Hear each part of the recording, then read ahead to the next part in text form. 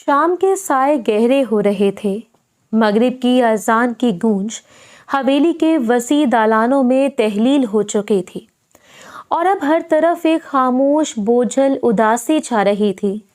पुराने मजबूत सतूनों पर पड़ती सूरज की आखिरी किरणें भी मांद पड़ चुकी थी और राहदारियों में वो मखसूस ठंडक फैलने लगी थी जो सिर्फ पुरानी इमारतों का खासा होती है। मीर बालाज खान ने एक महीने बाद हवेली में कदम रखा था।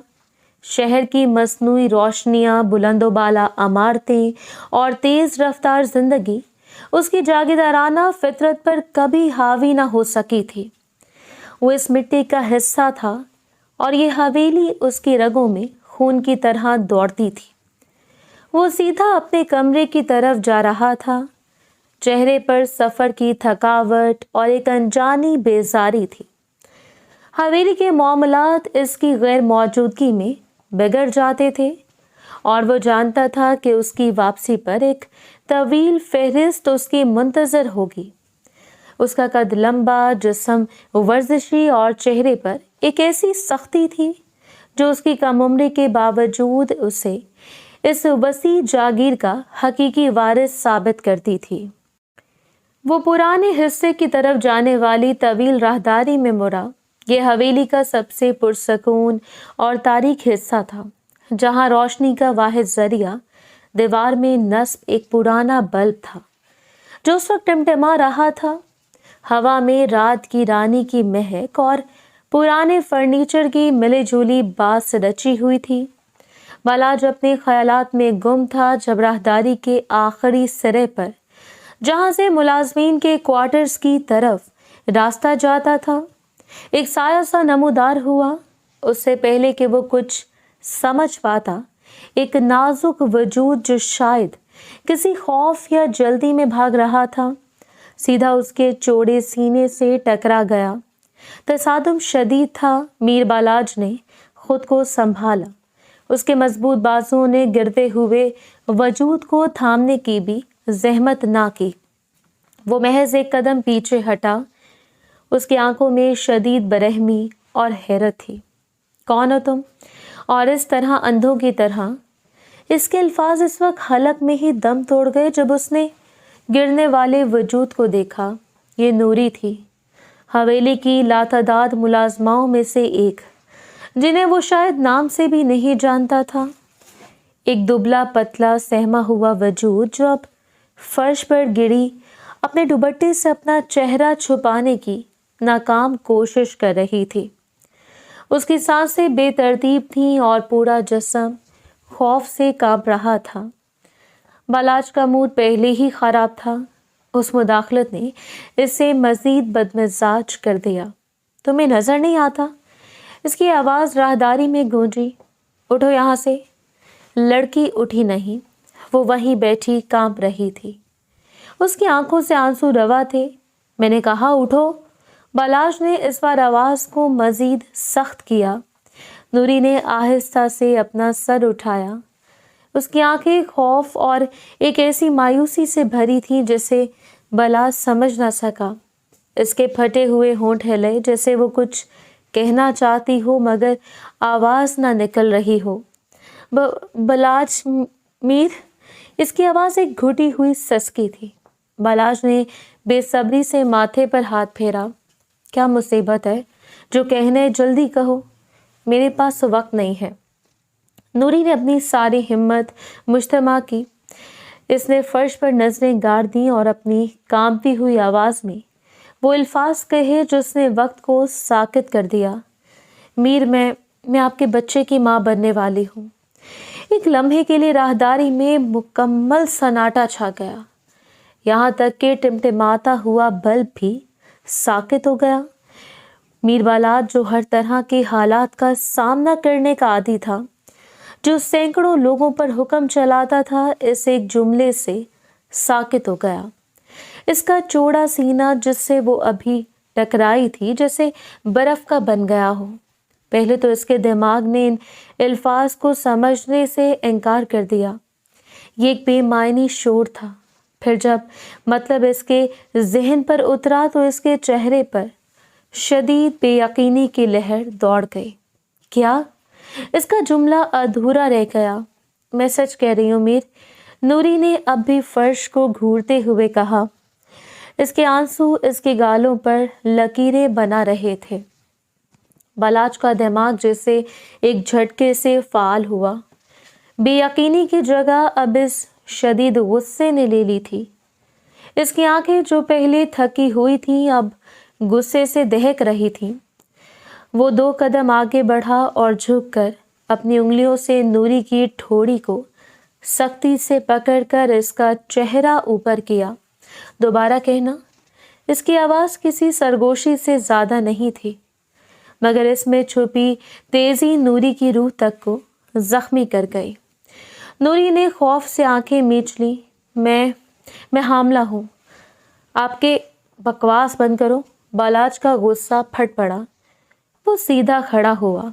उसकी आवाज़ अब पूरी हवेली में गूंजने लायक थी। तुम्हारी हिम्मत कैसे हुई? तुम एक मुलाजमा मुझ पर ये इल्ज़ाम लगाओगे? वो गुस्से से टहलने लगा। मैंने तो तुम्हें आज तक छुआ भी नहीं। मैं शायद तुम्हारा नाम तक ठीक से नहीं जानता, तो फिर तुम मुझसे ये घटिया इल्ज़ाम क्यों लगा रही हो? इसका चेहरा गुस्से और हैरत से सुर्ख हो रहा था। वो दंग था। ये सिर्फ एक इल्ज़ाम नहीं था, ये उसकी इज्जत, उसके नाम, उसकी हैसियत पर हमला था। किसने भेजा है तुम्हें? वो मुड़ा और नूरी को बाजों से पकड़कर झंझोड़ दिया। बोलो, किसकी शय पर ये खेल रचा रही हो? मेरे दुश्मनों ने भेजा है।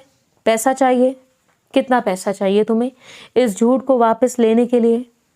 नूरी इसकी गिरफ्त में एक पत्ते की तरह कांप रही थी। नहीं मीर, खुदा का वास्ता। वो बुरी तरह रो रही थी। कोई खेल नहीं है, किसी ने नहीं भेजा। तो फिर ये क्या है? बालाज चीखा। तुम होश में तो हो? जानती हो इस इल्ज़ाम का मतलब क्या है? इसका अंजाम क्या होगा? मैं तुम्हें जिंदा गाड़ दूंगा। नूरी, अगर यही तुम्हारा नाम है तो मैं जानती हूँ। नूरी की आवाज़ में अब खौफ के साथ एक अजीब सी शिकस्तगी थी। मैं सब जानती हूँ। फिर भी झूठ बोल रही हो? बालाज ने इसे धक्का दिया। वो बामुश्किल गिरने से बची। मैं झूठ नहीं बोल रही। इस बार उसकी आवाज़ में एक कमज़ोर सी मगर वाज़ेह ज़िद थी। उसने आंसू पूंछे और लड़ते हुए खड़ी हुई। इसका दुपट्टा अब भी फर्श पर था। उसने अपनी नज़रें मीर बालाज की आंखों में गाड़ दी। मैं सच कह रही हूँ। बालाज उसके बदले हुए अंदाज पर एक लम्हे को ठटका। ये वो खौफजदा सहमी हुई लड़की नहीं थी जो अभी इससे टकराई थी। इसकी आंखों में आंसुओं के पीछे कुछ और था। सच्चाई या महज एक गहरा शातिराना झूठ? बालाज की आंखें सिकुड़ गईं। इसका गुस्सा अब एक सर्द कैफियत में बदल रहा था। वो एक जागीरदार था। वो लोगों की आंखों में सच और झूठ पहचानना जानता था, मगर इस लड़की की आंखों में जो था वो इसकी समझ से बालातर था। सबूत क्या है तुम्हारे पास? उसकी आवाज़ अब भी सख्त थी। नूरी ने नफ़ी में सर हिलाया। मेरे पास कोई सबूत नहीं है। कोई सबूत नहीं है? बालाज तंजिया हंसा। तो तुमने सोचा कि तुम हवेली के मालिक पर इल्ज़ाम लगाओगी और वो तुम्हारे आंसुओं को देखकर मान लेगा। तुमने मुझे क्या समझा है? मैंने आपको कुछ नहीं समझा, नूरी ने हिम्मत से कहा। मैं तो बस आपको बताने आई थी कि मैं क्या? बालाज इसके करीब आया, इसकी आंखों में झांकते हुए। मैं जानी हूँ, बदकिरदार हूँ। बोलो, आप भूल गए हैं। नूरी की आवाज़ फिर से कांप गई। ये जुमला बालाज को मज़ीद मुश्तिल कर गया। भूल गया? क्या भूल गया? वो जो कभी हुआ ही नहीं। वो नूरी के बिल्कुल सामने खड़ा था। देखो लड़की, मेरे सब्र का इम्तिहान मत लो। मुझे सच सच बताओ, ये किसका गुनाह है जिसे तुम मेरे सर थोप कर अपनी जान बचाना चाहती हो? बताओ, कौन है वो? कोई दूसरा मुलाजिम? कोई बाहर का आदमी? कोई नहीं अमीर, नूरी ने रोते हुए कहा। सिर्फ आप हैं। कब? बालाज ने पूछा। उसकी आवाज़ में अब भी वही सर्द गुस्सा था। मैं तो 1 महीने से शहर में था। नूरी की आंखें एक लम्हे के लिए फैल गईं। اس سے پہلے جب آپ پچھلی بار آئے تھے وہ رات، بالاش نے اپنے ذہن پر زور دیا۔ کون سی رات؟ جس رات طوفان آیا تھا۔ نوری کی آواز اب اتنی مدھم تھی کہ بالاش کو سننے کے لیے جھکنا پڑا۔ بہت تیز بارش تھی اور حویلی کی لائٹ آف تھی اور آپ اپنے ہوش میں نہیں تھے۔ بالاج کا دماغ سن ہو گیا۔ وہ رات اسے دھندلی سی یاد تھی، طوفان، اندھیرا اور وہ نشہ جو اس نے شہر سے لا کر کیا تھا۔ وہ اس رات ہوش میں نہیں تھا، مگر اس نے اپنی یادداشت کو جھٹکا۔ نہیں، ناممکن۔ وہ ہوش میں نہیں تھا، مگر اتنا بھی نہیں کہ اسے کچھ یاد ہی نہ رہے۔ تم جھوٹ بول رہی ہو، اس نے فیصلہ کن لہجے میں کہا۔ اس رات میں اکیلا تھا، میں اپنے کمرے میں تھا۔ نہیں میر، نوری نے اس کی آنکھوں میں دیکھتے ہوئے کہا، آپ اکیلے نہیں تھے۔ میں آپ کے کمرے میں پانی رکھنے آئی تھی اور آپ نے مجھے جانے نہیں دیا۔ میر بالاج نے ایک قدم پیچھے ہٹایا، جیسے کسی نے اس کے سینے پر گھونسا مارا ہو۔ اس کے چہرے کا رنگ اڑ گیا۔ اس کی آنکھوں میں اب غصہ نہیں، ایک گہری خوفناک کشمکش تھی۔ وہ اس رات کو یاد کرنے کی کوشش کر رہا تھا، مگر اس کی یادداشت صرف اندھیرے، بارش کے شور اور نشے کی تلخی پر آ کر رک جاتی تھی۔ راہداری میں ایک بار پھر وہی موت کا سا سناٹا چھا گیا۔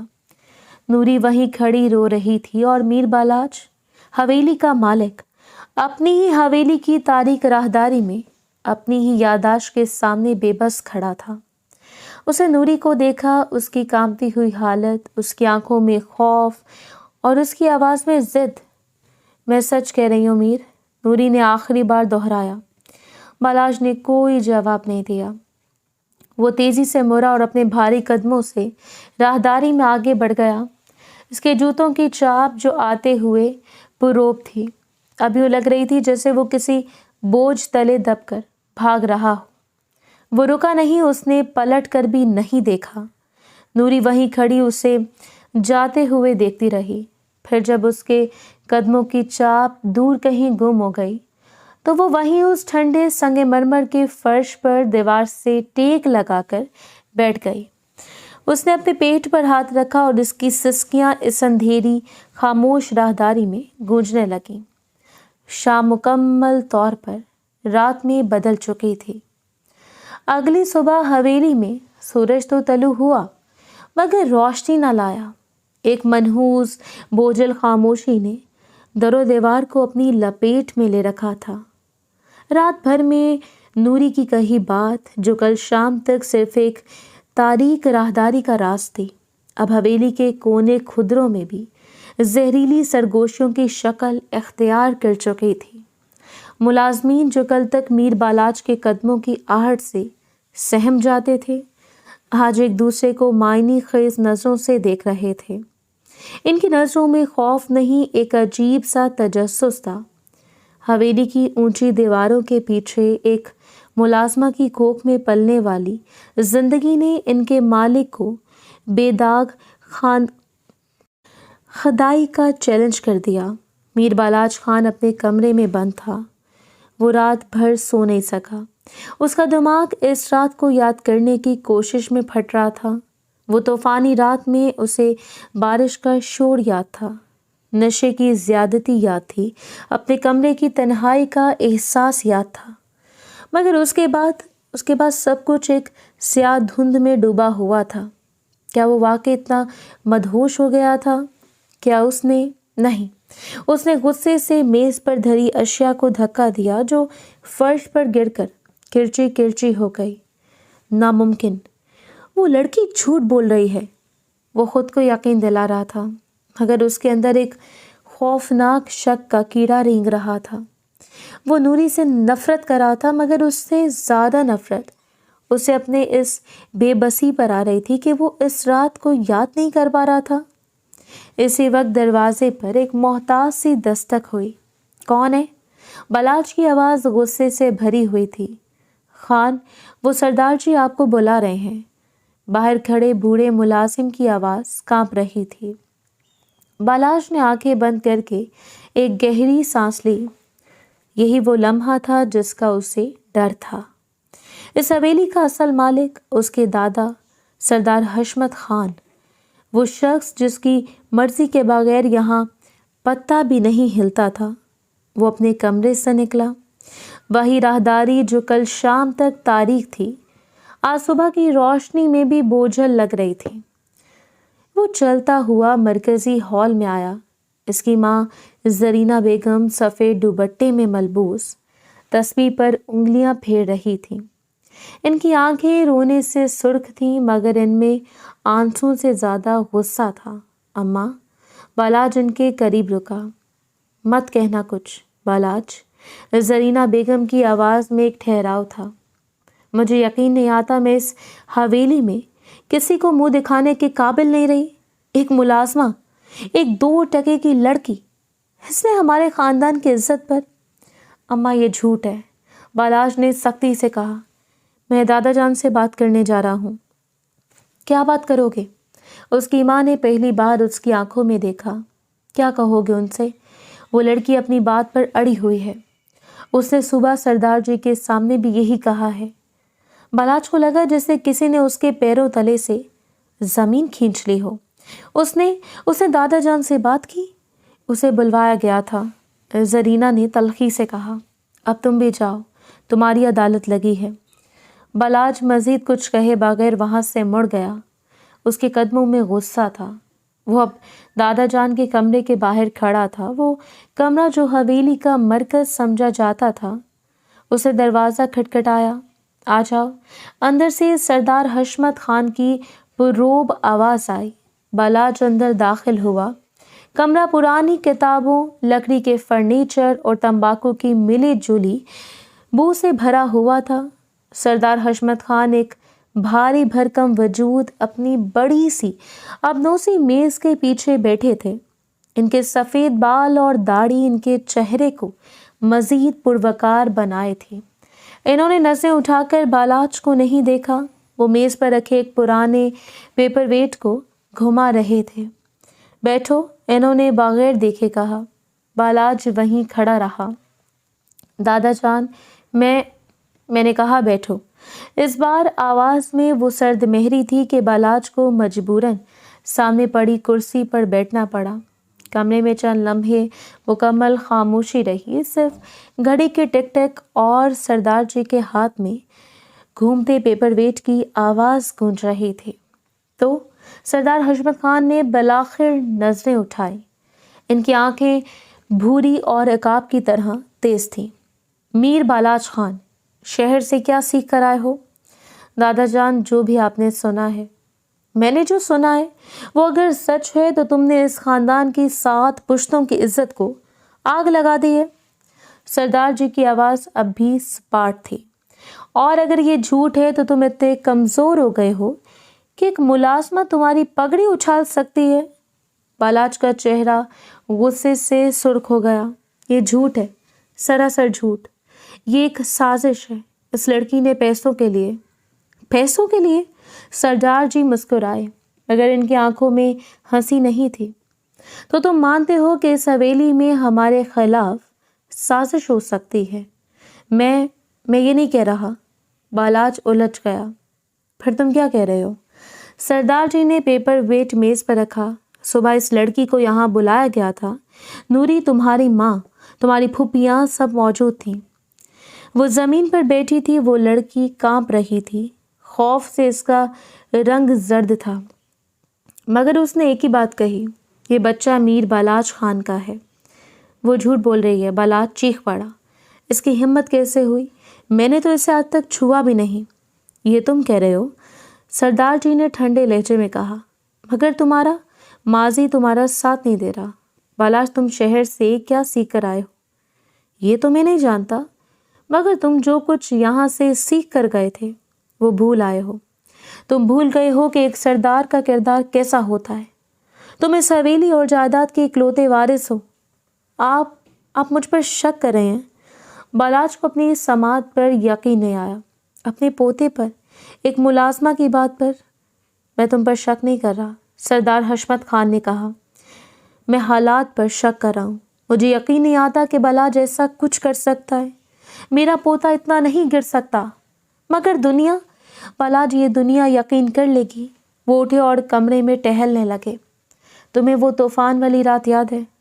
बालाज का दिल धक से रह गया। हाँ याद है, इसने फौरन कहा। क्या याद है? सरदार जी तेजी से मुड़े। क्या तुम्हें याद है कि तुमने कितनी पी थी? क्या तुम्हें याद है कि तुम अपने कमरे तक कैसे पहुंचे थे? क्या तुम्हें याद है कि तुमने इस रात के अंधेरे में क्या किया? बालाज खामोश हो गया। इसका चेहरा सफ़ेद पड़ गया। इसकी खामोशी इसका जवाब थी। देखा, सरदार जी वापस अपनी कुर्सी पर बैठ गए। तुम्हें खुद पर यकीन नहीं है तो मैं तुम पर कैसे यकीन करूं?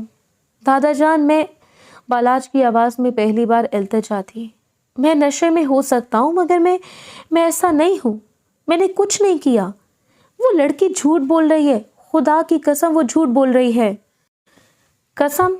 सरदार जी ने तंजिया कहा। कसमें खाने से गुनाह नहीं मिटते बालाज, और ना ही इल्ज़ामात। तो फिर आप क्या चाहते हैं? बालाज ने शिकस्त खुर्दा लहजे में पूछा। मैं इंसाफ चाहता हूँ, सरदार जी ने कहा। नहीं, इंसाफ नहीं, मैं इस हवेली की इज्जत वापस चाहता हूँ। इस लड़की को हवेली से निकाल दें, इसे पैसे दें। और क्या? सरदार जी ने इसे टोका, ताकि वो बाहर जाकर पूरे गांव में ढंडोरा पीटे कि मीर बालाज खान ने इसे इस्तेमाल करके निकाल दिया, ताकि कल को वो इस बच्चे को लेकर आए और हमारे दरवाजे पर खड़ी हो जाए। नहीं बालाज, ये मसला ऐसे हल नहीं होगा। तो फिर कैसे होगा? सरदार हशमत खान चंद लम्हे इसे घूरते रहे। इनकी उकाबी नजरें बालाज के चेहरे का जायजा ले रही थीं। तुम कहते हो तुमने कुछ नहीं किया। मैंने कुछ नहीं किया, बालाज ने मजबूती से कहा। तुम कहते हो वो लड़की झूठ बोल रही है। वो झूठ बोल रही है? तो फिर? सरदार जी ने मेज पर हाथ मारा। तो फिर ये बात साबित करो। बालाज ने हैरत से इन्हें देखा। साबित करूं? मैं कैसे साबित करूं? वो रात गई, मैं वक्त वो पीछे कैसे ले जाऊं? मैं कैसे साबित करूं कि जो नहीं हुआ वो नहीं हुआ? ये मैं नहीं जानता। सरदार जी की आवाज़ कती थी। तुम मीर बालाज खान हो, तुम इस जागीर के वारिस हो। अगर तुम अपने बेगुनाही साबित नहीं कर सकते तो तुम इस इज्जत के हकदार भी नहीं हो। और अगर मैं साबित ना कर सका? बालाज ने डरते डरते पूछा। सरदार जी की आंखों में एक लम्हे के लिए शौला सा भड़का।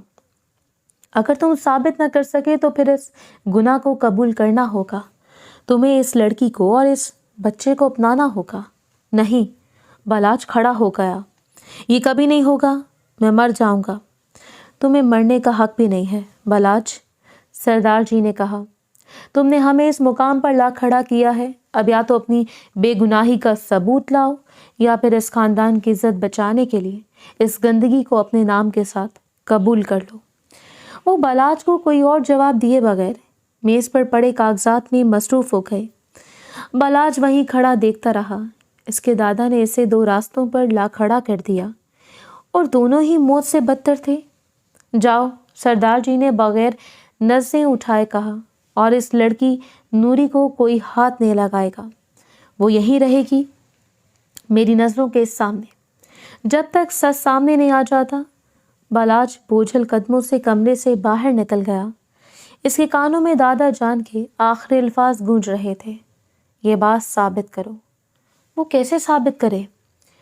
गाड़ी हवेली के गेट से निकली और शहर की पुख्ता सड़क पर आ गई। मीर बालाज खान गुस्से से स्टीयरिंग व्हील पकड़े हुए था। इसकी आंखें सड़क पर थीं मगर इसका दिमाग हवेली में अटका हुआ था। हर घंटा जो गुजर रहा था उसकी बेगुनाही पर शक का साया गहरा कर रहा था।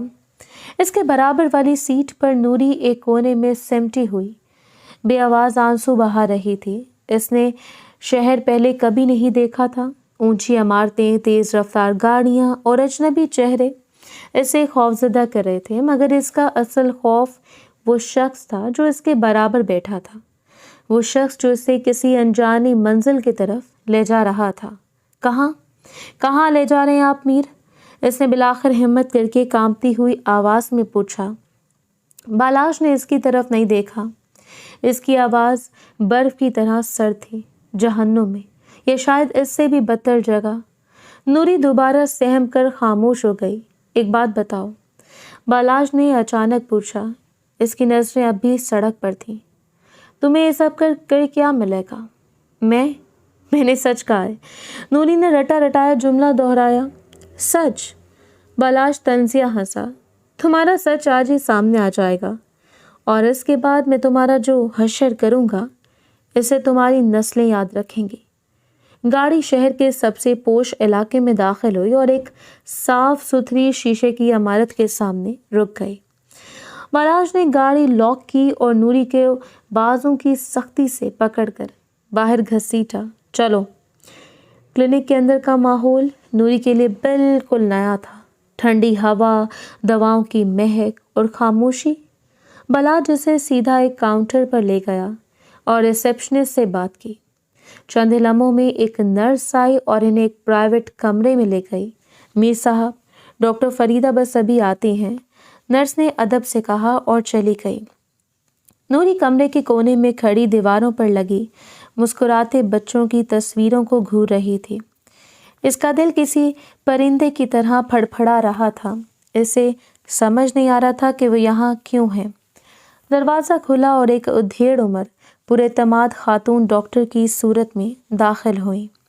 मीर बालाज खान। डॉक्टर फरीदा ने मुस्कुराने की कोशिश की मगर बालाज के चेहरे पर सख्ती देखकर वो फौरन संजीदा हो गई। जी फरमाइए डॉक्टर। बालाज सीधा मतलब पर आया।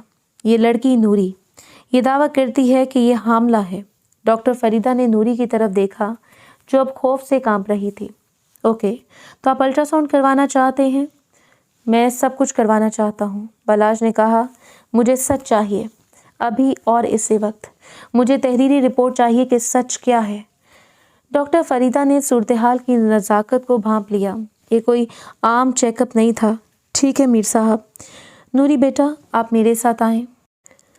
नूरी ने खौफ से बलाश की तरफ देखा। नहीं, मुझे कुछ नहीं करवाना, मुझे घर जाना है। कहीं नहीं जा रही तुम? बालाश धारा। जाओ इसके साथ वरना मैं तुम्हें उठाकर इस बेड पर पटक दूंगा। नूरी रोती हुई डॉक्टर के साथ मलका कमरे में चली गई। बालाज वहीं बैठ गया। इसका पाँव बेचैनी से हिल रहा था। हर गुजरता लम्हा उसके गुस्से को बढ़ा रहा था। वो क्या साबित करना चाहती थी? वो क्यों अपनी और इसकी ज़िंदगी तबाह करने पर तुली थी? 15 मिनट जो इसे 15 सदियों जैसे लगे गुजर गए। दरवाज़ा खुला। डॉक्टर फरीदा बाहर आईं। उनके चेहरे पर एक अजीब सी उलझन थी। मीर साहब, आप अंदर आ सकते हैं। बालाज उठकर अंदर गया। नूरी एक बेड पर बैठी थी, अपना चेहरा हाथों में छुपाए। जी डॉक्टर, बालाज ने बेसब्री से पूछा। डॉक्टर फरीदा ने अपनी ऐनक सीधी की।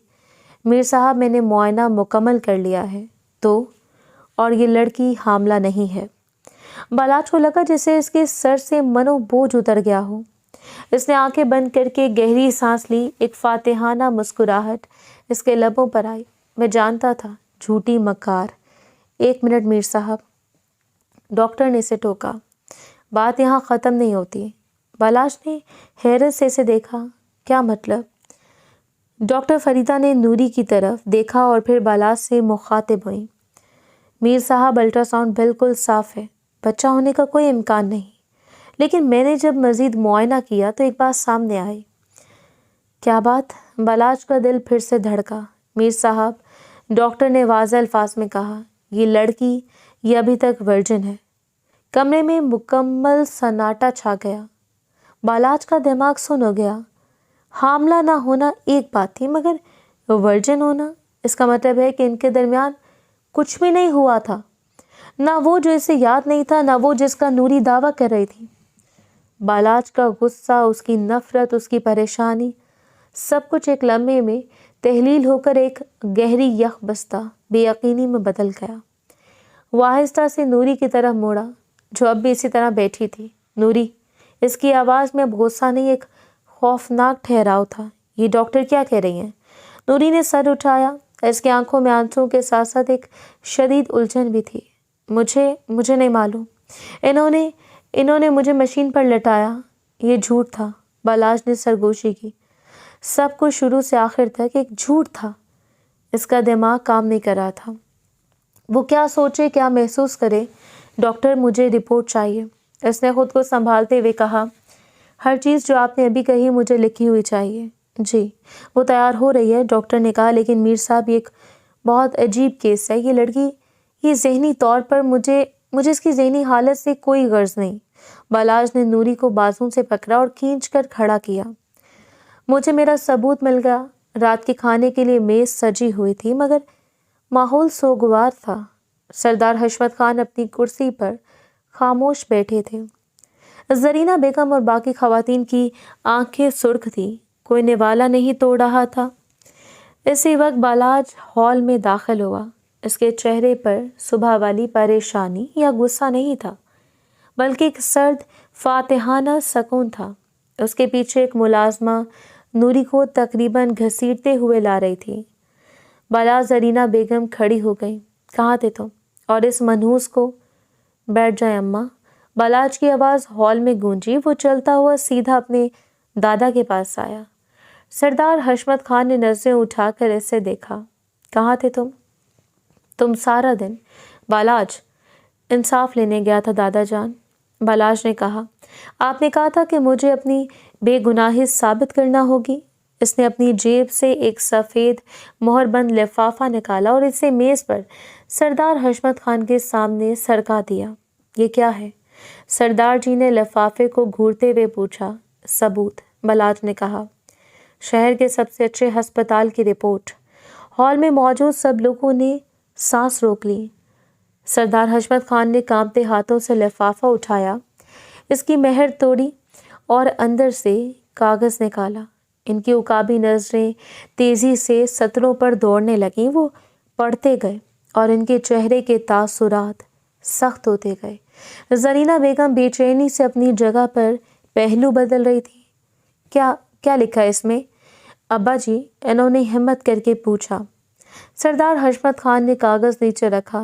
انہوں نے پہلے بالاج کو دیکھا جس کی آنکھوں میں ایک چمک تھی اور پھر فرش پر سہم کر بیٹھی نوری کو. اس میں لکھا ہے. سردار جی کی آواز بھاری ہو گئی کہ یہ لڑکی نوری حاملہ نہیں ہے. ایک لمحے کو ہال میں سناٹا چھا گیا اور پھر خواتین کے درمیان سرگوشیاں شروع ہو گئیں. دیکھا، زرینہ بیگم کی آواز میں زہر تھا. میں نہ کہتی تھی یہ جھوٹی ہے، مکار ہے، اس نے ہمارے بچے پر بہتان لگایا. خاموش زرینہ.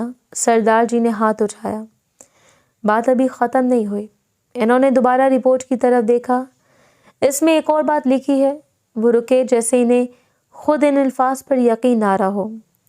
اس میں لکھا ہے کہ یہ لڑکی کنواری ہے. یہ دوسرا دھماکہ تھا. اب سرگوشیاں بھی بند ہو گئیں. سب ساکت تھے. زرینہ بیگم کا منہ حیرت سے کھولا رہ گیا. بالاج نے فاتحانہ انداز میں سب کے چہروں کو دیکھا. سردار حشمت خان کا چہرہ غصے سے سرخ ہو گیا. انہوں نے رپورٹ کو مڑوڑ کر ہاتھ میں پکڑا اور اپنی تمام تر توجہ فرش پر بیٹھی نوری پر مرکوز کر دی. لڑکی. ان کی آواز کسی شیر کی طرح دھاڑ سے کم نہیں تھی. نوری بری طرح کانپ گئی. جی سردار جی. اٹھا اپنا سر. نوری نے لرزتے ہوئے سر اٹھایا. اس کی آنکھوں میں خوف کے سمندر تھے. یہ کیا ہے؟ سردار جی نے رپورٹ اس کی طرف اچھالتے ہوئے پوچھا. تم نے جھوٹ بولا؟ نہیں سردار جی. تم نے اس حویلی کی عزت پر کیچڑ اچھالا.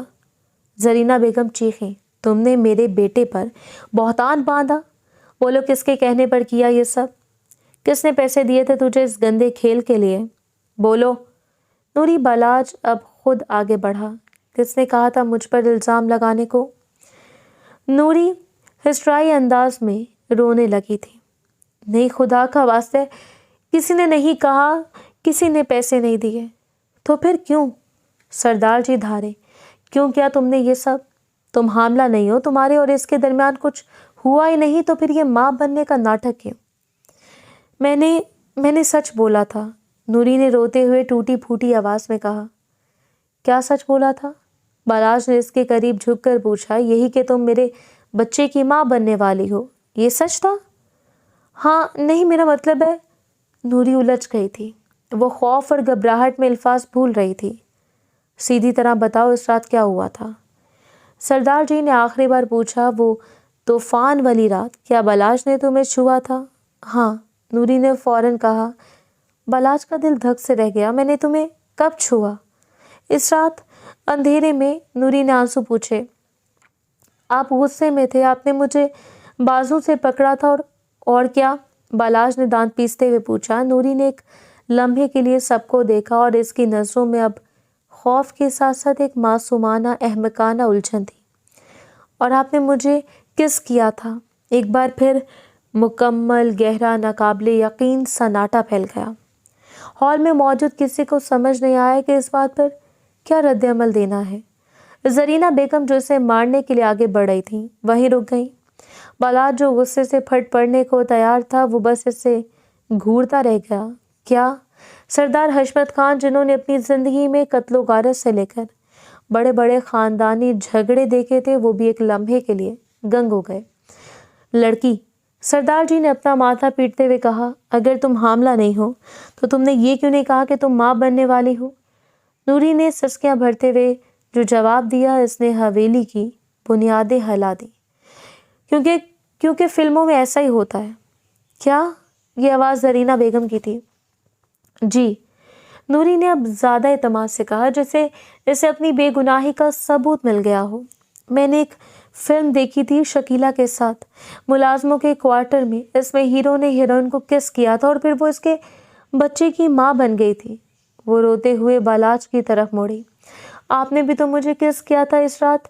मुझे लगा मुझे सच में लगा कि मैं माँ बनने वाली हूँ। सब साकित रह गए। बालाज का गुस्सा, उसकी नफरत, उसकी परेशानी, सब कुछ हवा में तहलील हो गया। उसने नूरी को देखा और फिर अपने दादा को। उसके चेहरे पर एक ऐसा तासुर था जिसे कोई नाम नहीं दिया जा सकता था। सरदार हशमत खान ने अपनी आंखें बंद कर ली। इन्होंने जिंदगी में बहुत कुछ सहा था मगर ये इनकी समझ से बालातर था। एक 19 साल लड़की जो 21वीं सदी में रह रही थी ये समझती थी कि महज किस करने से कोई हामला हो सकता है। या अल्लाह! सरदार जी ने सिर्फ इतना कहा और अपनी कुर्सी पर निढाल होकर गिर पड़े। बालाज वहीं खड़ा था, इस लड़की को देख रहा था जिसने इसकी जिंदगी में तूफान बर्पा कर दिया था। महज एक फिल्म देखकर हवेली की दूसरी मंजिल में जहां सरदार हशमत खान के छोटे बेटे का खानदान आबाद था, माहौल मरकजी हॉल से बिल्कुल मुख्तलिफ था। यहाँ फतह का दबा दबा सा जश्न मनाया जा रहा था। मीर बालाज की चची नुसरत बेगम अपने पुरतैश कमरे में कीमती लिबास पहने टहल रही थी। इनके चेहरे पर एक ऐसी मुस्कुराहट थी जो जहर में बुझी हुई थी। इनकी बेटी रानिया जो हवेली की सबसे पढ़ी लिखी और मगरूर लड़की समझी जाती थी, अपने नाखूनों पर नेल पॉलिश लगाते हुए बेचैनी से माँ को देख रही थी। अम्मी, रानिया ने बिलाखिर खामोशी तोड़ी। आप इतनी खुश क्यों हो रही हैं? वो नूरी तो एक नंबर की अहमक निकली। किस करने से बच्चा हो जाता है, इसने तंजिया कहका लगाया। सारा खेल ही खराब कर दिया। बालाज तो साफ बच निकला। दादा जान ने तो इसे तकरीबन माफ ही कर दिया है। वो सब इस जाहिल लड़की पर हंस रहे थे। नुसरत बेगम रुक गई। वो अपनी बेटी की तरफ मुड़ी। इनकी आंखों में एक सर्द चमक थी। बच निकला? वो धीरे से मुस्कुराई। नहीं मेरी जान, वो बच्चा नहीं है, वो भी दलदल के पहले कदम पर है। असल दलदल तो अब शुरू होगी। क्या मतलब है आपका? रानिया ने उलझन से नेल पॉलिश की शीशी एक तरफ रखी। मतलब ये, नुसरत बेगम इसके पास बैठ गई और इसके बालों में उंगलियां फेरने लगी, कि इस बालाज का तो मैंने पत्ता ही साफ कर दिया है। वो जो अभी सबके सामने हीरो बनकर घूम रहा है ना, चंद घंटों में वो किसी को मुंह दिखाने के काबिल नहीं रहेगा। अम्मी, आप क्या कह रही हैं? डॉक्टर की रिपोर्ट आ गई है, वो लड़की वर्जिन है। बात खत्म। बात खत्म नहीं हुई रानिया, बात तो अब शुरू हुई है। नुसरत बेगम की आवाज़ किसी फनकारती हुई नागिन जैसी हो गई। इससे तुम्हारे रिश्ते को ठुकराया। मेरी बेटी, इस हवेली की सबसे खूबसूरत, सबसे पढ़ी लिखी लड़की को उसने मुस्तरद कर दिया, सिर्फ इसलिए कि वो सरदार का बेटा है, बड़ा वारिस है। इसने तुम्हें कबूल नहीं किया तो मैं अब इसका जीना हराम कर दूंगी। नुसरत बेगम उठ खड़ी हुई। इनके अंदर की नफरत आतिश फशा की तरह उबल रही थी। मैंने सोचा था ये नूरी वाला काम हो जाएगा, वो हामला हो गई और बालाज की पगड़ी उछलेगी, वो हमेशा के लिए दादा जान की नजरों से गिर जाएगा।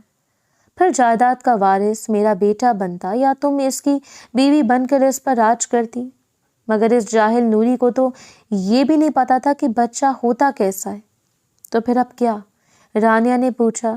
نصرت بیگم مسکرائی۔ وہ اپنے بستر کے میٹرس کے نیچے جھکیں اور ایک چھوٹا سا سستا سا فون نکالا۔ امی یہ کس کا فون ہے؟ یہ میرا ٹرمپ کارڈ ہے۔ نصرت نے فون کیا اس لڑکی نوری کو۔ بھالاج کے کمرے میں کس نے بھیجا تھا جانتی ہو؟ رانیہ کی آنکھیں حیرت سے پھیل گئیں۔ آپ نے؟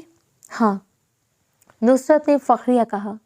اس رات جب طوفان آیا تھا مجھے پتا تھا بالاج شہر سے آیا ہے اور اکیلا ہے۔ وہ تھکا ہوا بھی تھا اور اس نے شراب بھی پی رکھی تھی۔ اور بے وقوف، میں نے جان بوجھ کر اس نوری کو، جو حویلی کی سب سے ڈرپوک اور بیوقوف ملازمہ ہے، اس کے کمرے میں پانی کا جگ رکھنے بھیجا۔ مگر کیوں؟ آپ کو کیسے پتا تھا؟ مجھے پتا تھا وہ کچھ نہ کچھ ضرور کرے گا۔ نصرت کی آنکھوں میں ایک شیطانی چمک تھی۔ مرد جب نشے میں ہوتا ہے تو وہ سردار نہیں، صرف ایک جانور ہوتا ہے، اور میں اس کے کمرے کے دروازے کے پاس چھپی ہوئی تھی۔ اس نے فون کی گیلری کھولی اور ایک ویڈیو پلے کی۔ رانیہ نے جھک کر فون کی چھوٹی سی اسکرین پر دیکھا۔ ویڈیو اندھیرے میں دروازے کی دراڑ سے بنائی گئی تھی۔ وہ دھندلی تھی مگر سب کچھ واضح تھا۔ ویڈیو میں میر بالاج نظر آ رہا تھا۔ وہ اپنے پیروں پر ٹھیک سے کھڑا بھی نہیں ہو پا رہا تھا۔ نوری جگ رکھ کر جیسے مڑی، بالاج نے اسے بازوں سے پکڑ کر دیوار کے ساتھ لگا دیا۔ نہیں میر، جانے دے، خدا کے لیے۔ نوری کی کانپتی دبی دبی سی آواز ویڈیو میں صاف سنائی دے رہی تھی۔ کہیں نہیں جاؤ گی تم؟ بالاج کی آواز نشے میں بھاری تھی اور پھر اس نے زبردستی نوری کو پکڑا اور اسے چوم لیا۔ یہ وہ کس تھا جس کا نوری ذکر کر رہی تھی؟ یہ کوئی رومانوی بوسہ نہیں تھا، یہ ایک نشے میں دھت طاقتور مرد کا ایک کمزور سہمی ہوئی لڑکی پر حملہ تھا۔ نوری نے اسے دھکا دینے کی کوشش کی مگر بالاج نے اسے جکڑے رکھا۔ پھر چند سیکنڈ بعد وہ خود ہی لڑکھڑا کر پیچھے ہٹا اور بستر پر گر گیا۔ نوری روتی ہوئی کمرے سے بھاگ نکلی۔ ویڈیو وہیں ختم ہو گئی۔ رانیہ کا منہ کھلے کا کھلا رہ گیا۔ امی یہ تو دیکھا؟ نصرت بیگم نے فاتحانہ کہکا لگایا۔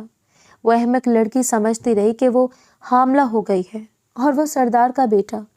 وہ اتنا نشے میں تھا کہ اسے یاد ہی نہیں کہ اس نے کیا کیا۔ وہ سچ میں سمجھ رہا تھا کہ اس نے اسے چھوا تک نہیں۔ نصرت بیگم کی انگلیاں تیزی سے فون پر چلنے لگیں۔ وہ ڈاکٹر کی رپورٹ لے کر اپنی بے گناہی کا جشن منا رہا ہے نا؟ اس نے دادا جان کو ثابت کر دیا کہ وہ باپ نہیں بننے والا۔ مگر اب وہ یہ کیسے ثابت کرے گا کہ وہ ایک بد کردار، جھوٹا اور ظالم انسان نہیں ہے؟ آپ کیا کرنے والے ہیں؟ رانیہ نے لرزتی آواز میں پوچھا۔ میں یہ ویڈیو اس انجانے نمبر سے حویلی کے ہر بڑے کو بھیج رہی ہوں۔ اس نے سینڈ کا بٹن دبایا۔ اب کھیل شروع ہوگا رانیہ۔ نصرت بیگم نے فون کو آف کر کے واپس چھپا دیا۔ اب دیکھتے ہیں کہ وہ اپنی پاک دامنی کا ثبوت کیسے دیتا ہے۔ اس نے تمہیں ٹھکرایا تھا، اب وہ اس حویلی میں نظر اٹھا کر نہیں دیکھ سکے گا۔ جائیداد کا وارث بننا تو دور کی بات ہے، وہ اب اس حویلی میں رہ بھی نہیں پائے گا۔ رات کا کھانا میز پر لگا ہوا تھا مگر ماحول اب بھی مکمل طور پر معمول پر نہیں آیا تھا۔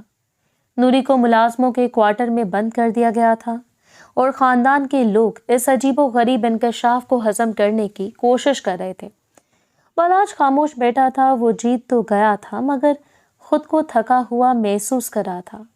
نوری کی بے وقوفی نے اسے ایک ایسے عذاب میں مبتلا کر دیا جس کا اس نے تصور بھی نہیں کیا تھا۔ سردار حشمت خان تسبیح پر انگلیاں پھیر رہے تھے۔ شکر ہے اللہ کا، انہوں نے بالآخر کہا۔ عزت بچ گئی۔ بالاج بیٹا، مجھے تم پر افسوس ہے۔ تم اتنے لاپرواہ ہو گئے ہو کہ کوئی بھی تم پر انگلی اٹھا سکتا ہے۔ آئندہ احتیاط کرنا۔ جی دادا جان، بالاج نے دھیمے لہجے میں کہا، اور اس لڑکی کو، زرینہ بیگم نے غصے سے کہا، اسے کل صبح ہی حویلی سے دفع کریں، احمق کہیں کی۔ نہیں زرینہ، سردار جی نے کہا، وہ یہیں رہے گی۔ وہ جاہل ہے، بد کردار نہیں۔ سزا اسے جہالت کی نہیں بد کرداری کی ملنے چاہیے تھی۔ وہ بے گناہ ہے۔ اسی لمحے ایک تیز بیپ کی آواز آئی۔ सरदार हशमत खान ने चौंक कर अपनी जेब से अपना स्मार्टफोन निकाला। वो इसे सिर्फ ज़रूरी कॉल्स के लिए इस्तेमाल करते थे। कौन इस वक्त? इन्होंने बड़बड़ाते हुए स्क्रीन ऑन की। एक नामालूम नंबर से वीडियो मैसेज आया था। दूसरी आवाज़ जरीना बेगम के फ़ोन से आई जो इनके पास से पड़ा था। तीसरी आवाज़ मीर बालाज के अपने फ़ोन से आई। तीनों ने बेवक्त अपने अपने फ़ोन पर मैसेज खोले। हॉल में मुकम्मल सन्नाटा छा गया। सिर्फ एक वीडियो के प्ले होने की दबी दबी सी आवाज़ आने लगी। वही आवाज़, नूरी की घुटी घुटी चीख, नहीं मीर, जाने दे। जरीना बेगम ने फ़ोन को ऐसे देखा जैसे इन्होंने सांप देख लिया हो। इनके हाथ कांपने लगे। ये क्या? इन्होंने फ़ोन मेज़ पर गिरा दिया। सरदार हशमत खान का चेहरा जो भी सुकून में था एक लम्हे में पत्थर का हो गया। इनकी आंखें जो भी नरम पड़ रही थीं अब दहकते हुए अंगारों में बदल गई। और बालाज अपनी स्क्रीन पर वो मंजर देख रहा था जो इसके जहन से मिट चुका था। वो धुंधली वीडियो, वो नशे में धुत वजूद, वो खुद था। इसे याद आ गया, सब कुछ याद आ गया। वो रात, वो तूफान, वो नशा और इस नौकरी को पकड़ना। ऐसे याद आ गया कि इसने इसे चूमा था। इसका दिमाग सुन हो गया। इसने दादा जान से झूठ बोला था। इसे सबसे झूठ बोला था कि इसने इसे छुआ तक नहीं। वो बेशक इस वक्त ये सच समझ रहा था, मगर सच ये नहीं था। सच अब इसके फ़ोन की स्क्रीन पर चल रहा था। बालाज, सरदार हशमत खान की आवाज़ नहीं थी, ये एक धाड़ थी। वो अपनी जगह पर खड़े हो गए। इनका पूरा वजूद गुस्से से कांप रहा था। दादा जान, मैं बालाज के पास अल्फाज नहीं थे। तुमने हम सब से झूठ बोला।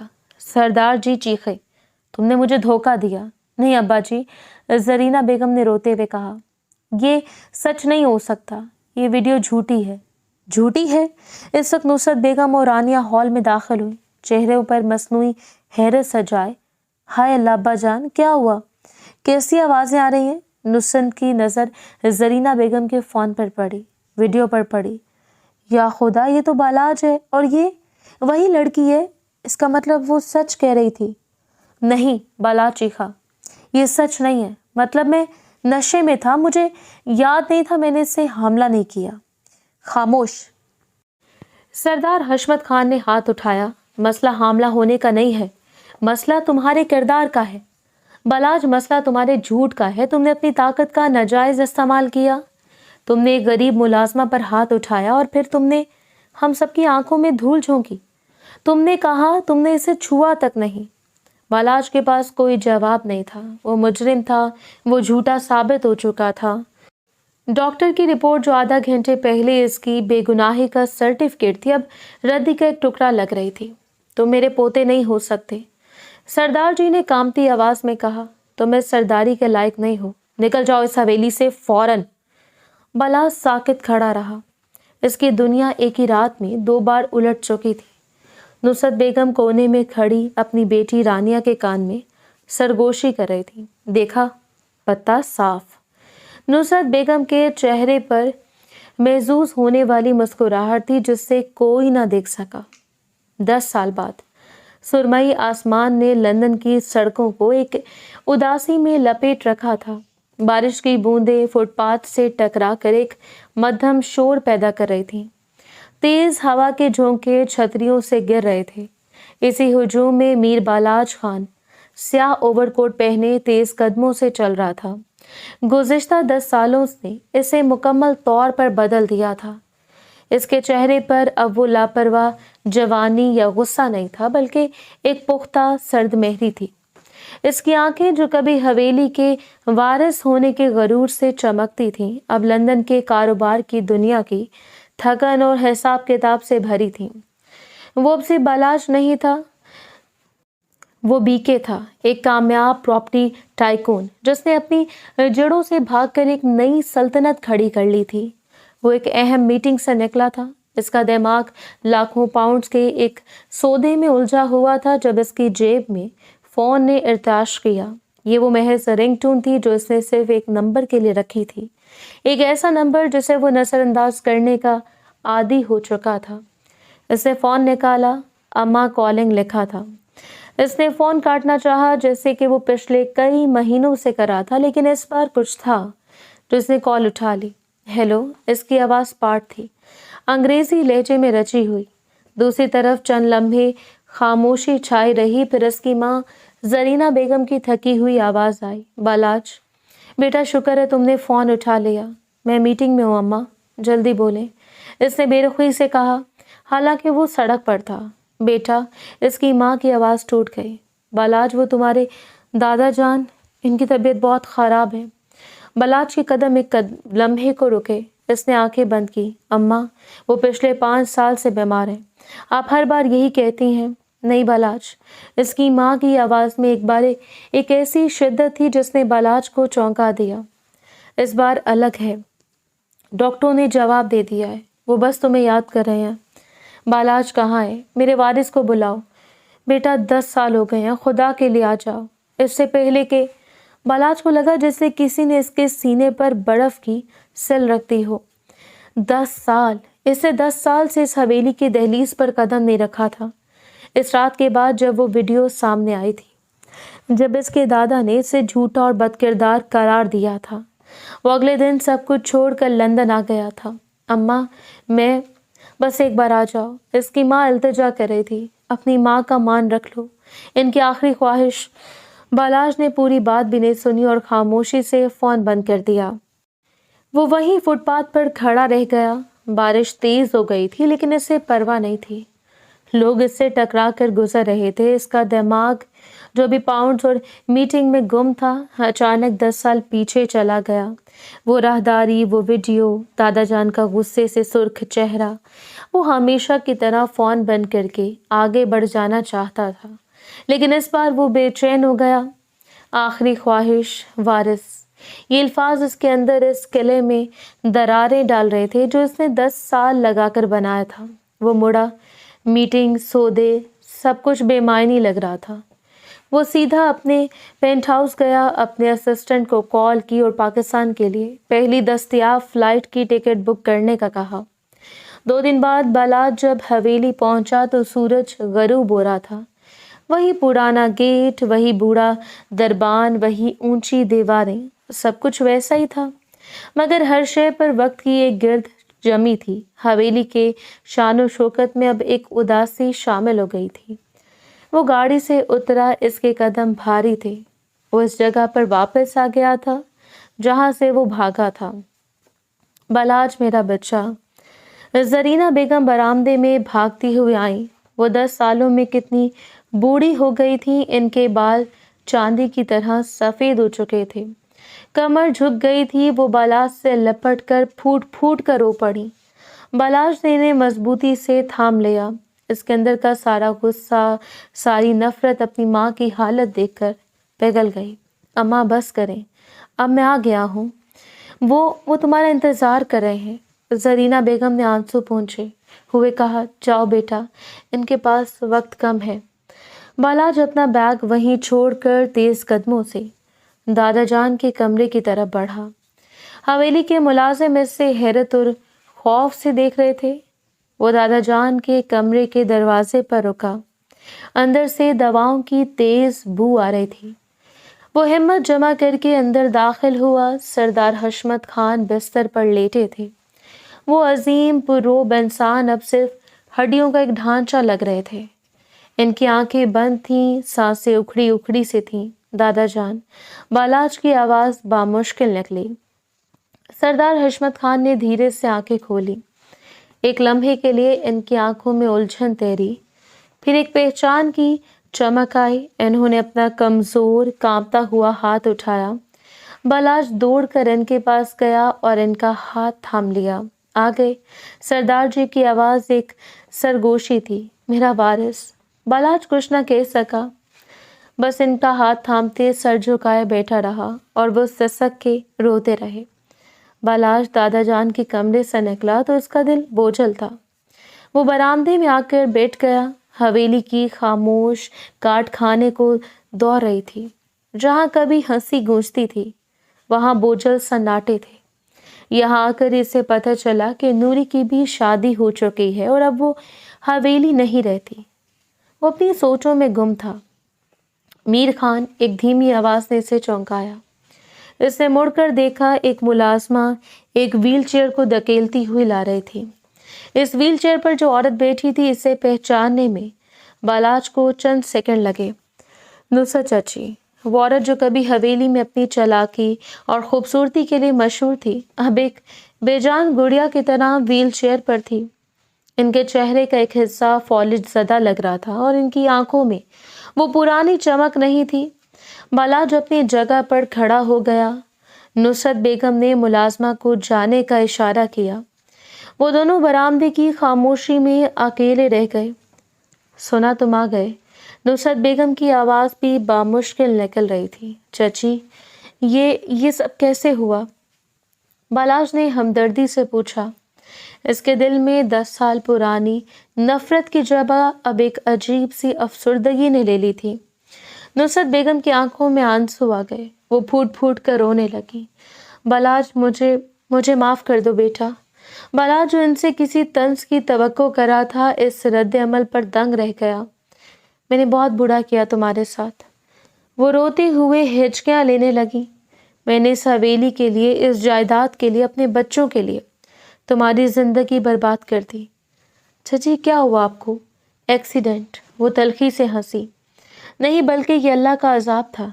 जिस दिन तुम गए थे, इससे 1 साल बाद मैं रानिया के लिए एक अच्छा रिश्ता देखने शहर जा रही थी। बहुत खुश थी मैं कि अब सब मेरा होगा। और मेरी गाड़ी का एक बुरा एक्सीडेंट हुआ। अल्लाह ने मुझे वहीं रोक दिया और मेरी टांगें छीन ली। वो अपने बेजान पैरों को देखते हुए बोली, पिछले 8 साल से मैं इस कुर्सी पर हूँ। मेरा बेटा, जिसके लिए मैंने ये सब किया, वो मुझे छोड़कर दुबई चला गया। इसे अपनी माजूर माँ से शर्म आती है। बालाज खामोशी से सुनता रहा। मैं हर रोज़ मरती हूँ बालाज। नुसरत ने इसके हाथ पकड़े। कोशिश की। इस रात इस नूरी को मैंने तुम्हारे कमरे में भेजा था। वो वीडियो वो मैंने बनाई थी। मैंने सबको भेजी थी। मैंने तुम्हें बर्बाद कर दिया। मैं जानता हूँ चाची। बालाज ने धीमे से कहा, मुझे माफ़ कर दो। वो बच्चों की तरह रोने लगी। मैंने तुम्हारी ज़िंदगी छीन ली। बालाज ने आगे बढ़कर इनके सर पर हाथ रखा। इसके दिल में अब कोई गुस्सा नहीं था। चाची, जो होना था वो हो गया। अल्लाह ने आपको भी सज़ा दी और मुझे भी। आप हिम्मत करें, हौसला रखें। इसकी आवाज़ में इतनी पुख्तगी और ठहराव था कि नुसरत बेगम इसे हैरत से देखने लगी। ये वो बालाज नहीं था जिसे उन्होंने तोड़ा था। ये एक बिल्कुल मुख्तलिफ इंसान था। इसी वक्त एक और गाड़ी हवेली के पोर्च पर आकर रुकी। इसमें से एक औरत उतरी। इसने महंगा लिबास पहना हुआ था। इसके चेहरे पर मेकअप तो था, मगर वो इसकी आंखों की वीरानी को छुपा नहीं पा रहा था। वो रानिया थी। इससे खबर मिल गई थी कि मीर बालाज खान 10 साल बाद वापस आ गया है। वो तेज कदमों से चलती हुई बरामदे में आई और वहीं ठिठक गई। इसका इश्क, वो शख्स जिसकी मोहब्बत में वो पागल थी, अब एक अजनबी मर्द बनकर इसकी माजूर माँ को तसल्ली दे रहा था। बालाज। रानिया की आवाज़ में ना खुशी थी, ना हैरत, सिर्फ एक खालीपन था। बालाज ने मुड़कर देखा। रानिया, वो लड़की जो कभी हवेली का चांद कहलाती थी, अब बुझी हुई लग रही थी। रानिया, कैसी हो? बालाज ने खड़े होते हुए पूछा। रानिया तलखी से मुस्कुराई। जिंदा हूँ। वो अपनी माँ की व्हीलचेयर के पास आई, मगर इससे देखा तक नहीं। इसकी नज़रें से बालाज पर थी। तुम्हारी आमद का सुनकर आना पड़ा। इसने कहा, दादा जान से मिलने आए हो या अपनी सल्तनत वापस लेने हैं? रानिया, नुसरत बेगम ने इसे टोका। चुप करें अम्मी। रानिया पहली बार चीखी। आपकी वजह से, सब आपकी वजह से हुआ। आपने इसे यहाँ से भगाया और मेरी ज़िंदगी जहन्नुम बना दी। क्या मतलब? बालाज ने उलझन से पूछा। मेरी शादी हो गई बालाज, रानिया ने कहा। इसकी आवाज़ कांप रही थी। जिस अमीरजादे से आपने मेरी शादी करवाई थी ना, वो सब कुछ था, बस इंसान नहीं था। रानिया, मैं खुश नहीं हूँ बालाज। रानिया की आंखों में आंसू चमके। मैं खुश नहीं हूँ क्योंकि मैं इसे वो नहीं दे सकी जो उसे चाहिए था। मैं इसे औलाद नहीं दे सकी। बालाज साकित रह गया। वो मुझे बांझ कहता है। रानिया की आवाज़ में 10 साल का जहर था। और पिछले महीने इसने दूसरी शादी कर ली। एक बेटा पाने के लिए इसने मुझे इसी हवेली में फेंक दिया, मेरी इस माजूर माँ के पास। वो बालाज के करीब आई। अजीब खेल है ना बालाज, तुम्हें एक ऐसे बच्चे के लिए जलावतन कर दिया गया जो तुम्हारा था ही नहीं, और मेरी जिंदगी उस बच्चे के लिए बर्बाद हो गई जो मेरा हो ही नहीं सका। बालाज के पास कहने को कुछ नहीं था। वो इस बरामदे में खड़ा था। एक तरफ इसकी चची थी जिसने अपनी चालों से सब बर्बाद किया और अब खुद बर्बाद थी, और दूसरी तरफ वो औरत थी जो कभी इसकी मोहब्बत थी और अब वक्त के हाथों बर्बाद हो चुकी थी। और इन सब के बीच में वो खुद खड़ा था, 10 साल का कर्ज चुकाने के लिए वापस आया था। सरदार हशमत खान की मौत को 3 दिन गुजर चुके थे। हवेली की दीवारों पर उदासी और एक अनजानी बेचैनी का राज था। फातह ख्वानी के लिए आने वालों का तांता बंधा हुआ था, लेकिन खानदान के अफराद के दरमियान एक सर्द खामोशी थी। सब जानते थे कि असल तूफान अब आने वाला है। बालाज इन 3 दिनों में बहुत कम बोला था। वो एक रोबोट की तरह तमाम रसूमात अदा करता रहा। इसका वजूद हवेली में था, मगर इसकी रूह लंदन की किसी मसरूफ सड़क पर भटक रही थी। चौथे दिन असर के बाद खानदान के पुराने वकील कागजात से भरा एक ब्रीफकेस लिए हवेली पहुंचे। सबको मरकजी हॉल में जमा होने का कहा गया। माहौल में तनाव उरूज पर था। जरीना बेगम एक कोने में तस्बीह पढ़ रही थी। नुसरत बेगम अपनी व्हीलचेयर पर साकित बैठी थी। इनकी आंखें बेतासुर थीं, जैसे इन्हें किसी चीज़ की उम्मीद ही ना हो। रानी अपनी माँ के पास खड़ी थी। इसका चेहरा सपाट था। वो 10 सालों में इतनी तलखियाँ देख चुकी थी कि अब इसे किसी भी नतीजे से फ़र्क नहीं पड़ता था। और इन सब के सामने मीर बालाज खान बैठा था, पुरएतमाद, पुरसकून और मुकम्मल तौर पर लाताल्लुक। वकील साहब ने चश्मा दुरुस्त किया और गला खनखाड़ा। मैं आप सबका ज़्यादा वक्त नहीं लूँगा। सरदार हशमत खान मरहूम ने अपनी ज़िंदगी में ही अपनी वसीयत लिखवा दी थी, जो मेरे पास महफूज थी। सब ने सांस रोक ली। इन्होंने अपनी वसीयत में 10 साल पहले एक तरमीम की थी। वकील साहब ने नुसरत बेगम की तरफ एक लम्हे के लिए देखा और फिर कागज़ पर नज़रें जुमा ली। कानून के मुताबिक मैं वसीयत का आखिरी और हतमी हिस्सा पढ़कर सुनाता हूँ। वकील ने पढ़ना शुरू किया। मैं सरदार हशमत खान अपने पूरे होशो हवास में अपनी तमाम मनकूला और गैर मनकूला जायदाद, इस हवेली, तमाम ज़रई ज़मीनों और कारोबार का वाहिद वारिस अपने पोते मीर बालाज खान वल्द मीर शेर अफगन खान को मुकर्रर करता हूँ। हॉल में मौत का सा सन्नाटा छा गया। जरीना बेगम ने आंखें बंद करके शुक्र का कलमा पढ़ा। नुसरत बेगम ने अपनी आंखें बंद कर ली, जैसे वो इस हकीकत को तस्लीम नहीं करना चाहती। रानिया ने अपनी माँ के कंधे पर हाथ रखा। इसके चेहरे पर कोई तासुर नहीं था। बालाज वैसे ही साकित बैठा रहा, जैसे इसने कुछ सुना ही ना हो। वकील ने कागजात समेटे। मीर बालाज साहब, मुबारक हो, कानूनन सब कुछ आपका है। बालाज आहिस्ता से अपनी जगह से उठा। इसने सब पर एक नज़र डाली। वकील साहब, बालाज की आवाज़ हॉल में गूंजी। दादा जान ने यह वसीयत गुस्से में और दुख में लिखी थी। वकील ने हैरत से देखा। बेटा, वसीयत वसीयत होती है, नहीं। बालाज ने नफ़ी में सर हिलाया। इंसाफ इंसाफ होता है। वो चलता हुआ अपनी चची नुसरत बेगम के पास आया, जो अब लर्ज रही थी। ये सोच कर के बालाज अब इन्हें इस हवेली से निकाल बाहर करेगा। चची, बालाज उनके सामने झुका। आपने मुझसे माफ़ी मांगी, मैंने आपको माफ़ किया या नहीं ये अल्लाह जानता है, लेकिन मैं अपना फैसला आज ही सुनाऊंगा। वो सीधा हुआ।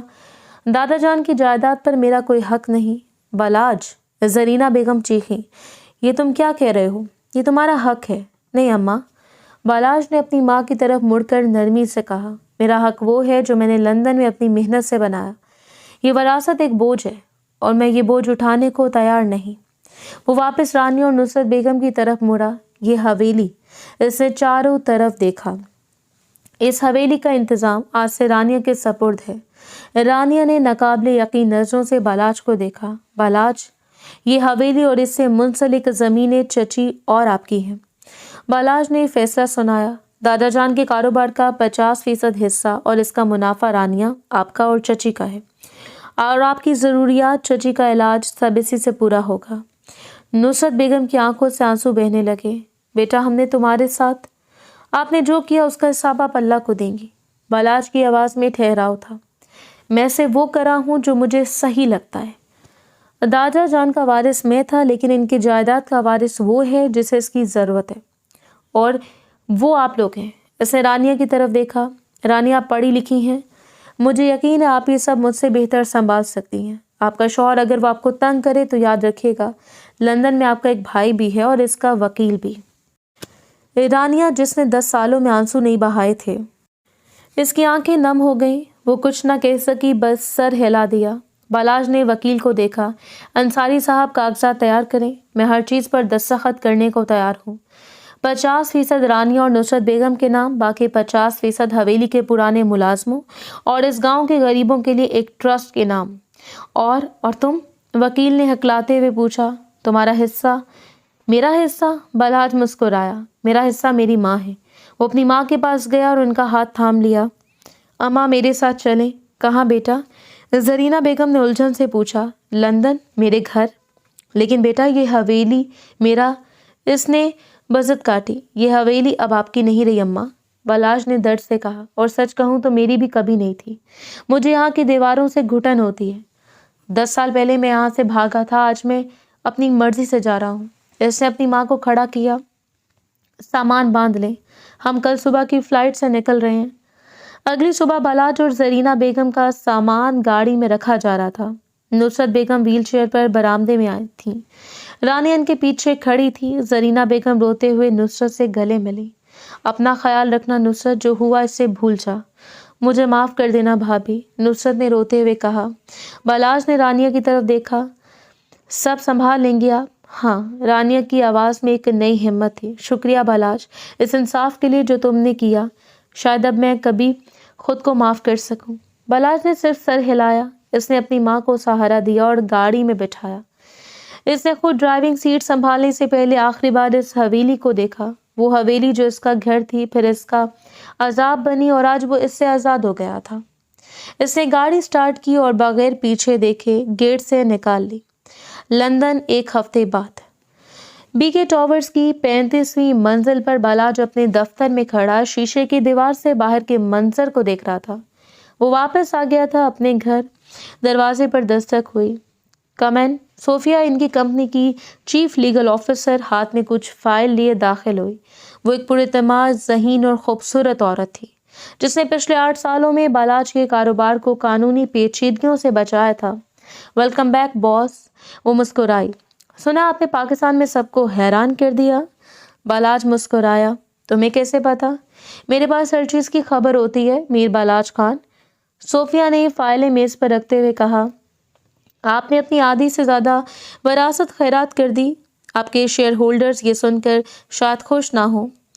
میں نے وہ کیا جو ضروری تھا صوفیہ، وہ میرا تھا ہی نہیں۔ بالاج اس کی طرف مڑا۔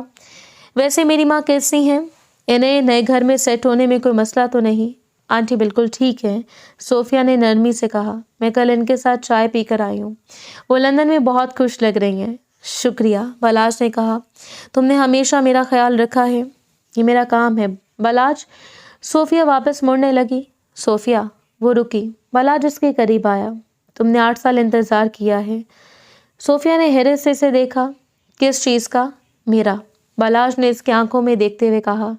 تم جانتی تھی کہ میں ٹوٹا ہوا ہوں، تم جانتی تھی کہ میں ماضی میں قید ہوں، تم نے کبھی مجھ پر دباؤ نہیں ڈالا، لیکن تم ہمیشہ میرے ساتھ رہیں۔ صوفیہ کی مسکراہٹ مدھم پڑ گئی۔ بالاج، میں پاکستان گیا تھا۔ بالاج نے اس کا ہاتھ تھاما۔ اور میں اپنے سارے غم وہیں چھوڑ آیا ہوں۔ میں نے سارے قرض چکا دیے ہیں، میں نے سارے حساب بند کر دیے ہیں۔ اس نے گہری سانس لی۔ میں اب آزاد ہوں، اور میں اپنی زندگی کا آخری اور سب سے اہم فیصلہ کرنا چاہتا ہوں۔ کیا مطلب؟ صوفیہ کی آواز کانپ گئی۔ تم نے 8 سال میری کمپنی کے لیے لیگل معاملات سنبھالے ہیں۔ بالاج مسکرایا۔ کیا تم میری زندگی کے لیگل معاملات سنبھالنا پسند کرو گی؟ صوفیہ ہنس پڑی۔ اس کی آنکھوں میں آنسو تھے۔ یہ کیسا پرپوزل ہے؟ یہ ایک بزنس مین کا پرپوزل ہے۔ بالاج نے اسے اپنے قریب کیا۔ صوفیہ، کیا تم مجھ سے شادی کرو گی؟ صوفیہ نے ایک لمحے کے لیے آنکھیں بند کی، جیسے اس لمحے کا وہ صدیوں سے انتظار کر رہی تھی۔ ہاں، اسے سرگوشی کی۔ ہاں، میں تم سے شادی کروں گی۔ بالاج نے اسے گلے لگا لیا۔ باہر لندن کا آسمان صاف و روشن تھا۔ 3 مہینے بعد ایک سادہ مگر پروقار تقریب میں بالاج اور صوفیہ نے شادی کر لی۔ زرینہ بیگم نے اپنے بیٹے کو خوش اور آباد دیکھ کر سکھ کا سانس لیا۔ بالاج نے ماضی کو مکمل طور پر خیرآباد کہہ دیا تھا۔